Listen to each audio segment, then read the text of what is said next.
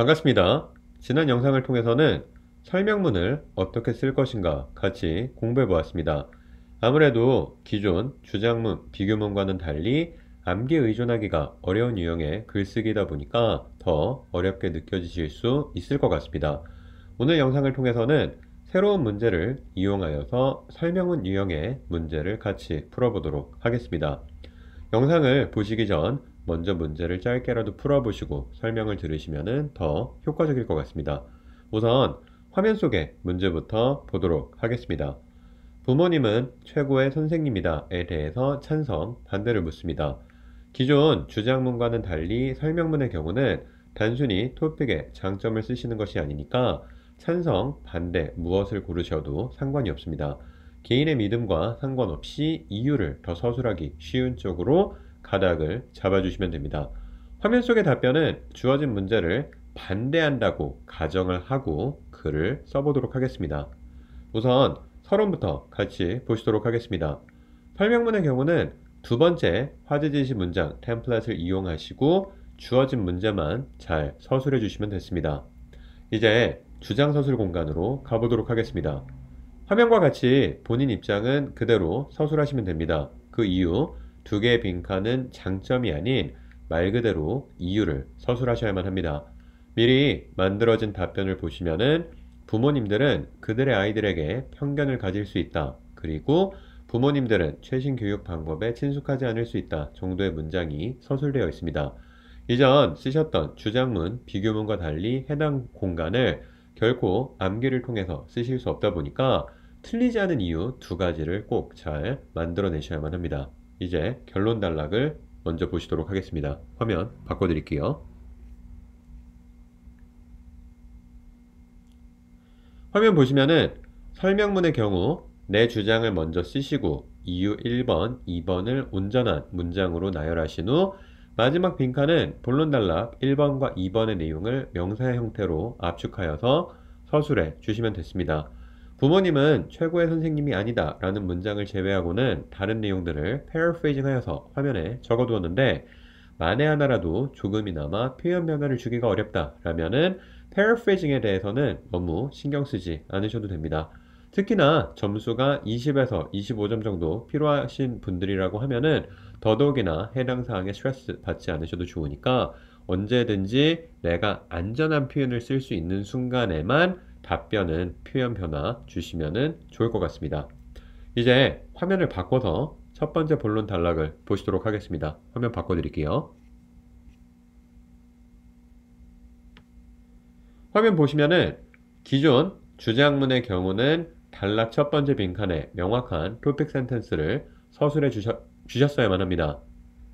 설명문의 경우는 골격에 조금 변화를 줬었는데 첫 번째 빈칸은 본인 주장, 두 번째 빈칸은 이유 1번을 서술해 주시면 됩니다. 서론에서 브레인스토밍만 잘 했다라고 하면은 여전히 본론 단락의 첫 번째 문장은 무조건 틀리지 않고 쓰실 수 있을 것입니다. 그리고 예시 공간을 잠시 건너뛰고 마지막 요약 문장으로 가보시면은 첫 번째 빈칸은 본인 주장, 그리고 두 번째 빈칸은 이유를 다시 서술해 주시면 됐습니다. 이제 예시 공간으로 가보도록 하겠습니다.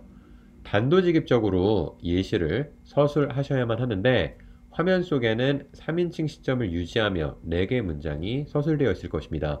총 132자가 본론 단락 안에 들어있는데 제가 드린 예시보다는 길이가 조금 짧아도 상관없으니까 본인이 단락 첫 번째 서술한 이유에 대해서 조금 더 자세한 설명을 붙여 부연 설명을 해주면 좋을 것 같습니다.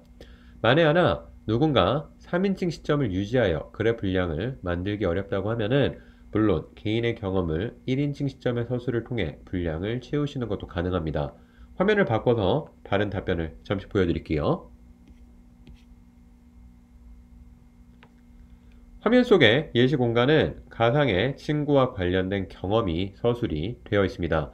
아마도 많은 분들이 단순히 글의 분량을 만드는 과정에선 1인칭 시점을 유지하는 것이 글 쓰시기가 편할 것이라고 생각이 됩니다.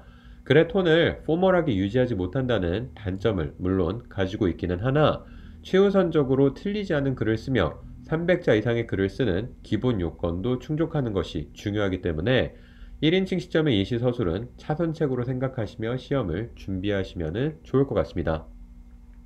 이제 두 번째 본론 단락으로 넘어가 보도록 하겠습니다. 화면 바꿔드릴게요.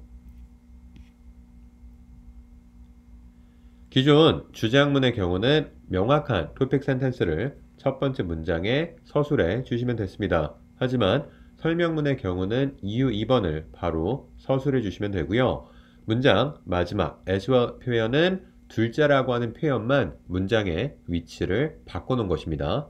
그리고 템플릿 두 번째 문장의 경우 설명문을 쓰시는 경우는 기존 템플릿의 표현을 좀 변경하여서 두 개의 빈칸에 추 쓰시게 될 예시의 키워드 두 개를 안전하게 채워주시면 됩니다. 그리고 예시 공간을 잠시 건너뛰고 마지막 요약 문장으로 가보시면은 첫 번째 빈칸은 본인의 주장, 그리고 두 번째 빈칸은 이유를 서술해 주시면 됩니다. 첫 번째 본론 단락과 마찬가지로 어디까지나 표현의 어색함과 문법 오류가 없다는 전제하에서만 paraphrasing은 신경 써주시면 좋을 것 같습니다. 이제 마지막으로 예시 공간으로 가보겠습니다. 화면 속 조금은 긴 3개의 문장을 통해 예시가 서술이 되어 있습니다. 총 140자의 분량이 화면 속에 들어있는데 역시나 실제 시험장에서는 지금보다 조금 짧은 예시를 서술하셔도 됩니다. 또한 3인칭 시점으로 분량 만드는 것이 누군가에게 어렵다고 하면은 첫 번째 본론 단락과 마찬가지로 1인칭 시점의 예시 서술도 가능할 것입니다. 오늘 영상 강의 진도를 정리해 보겠습니다.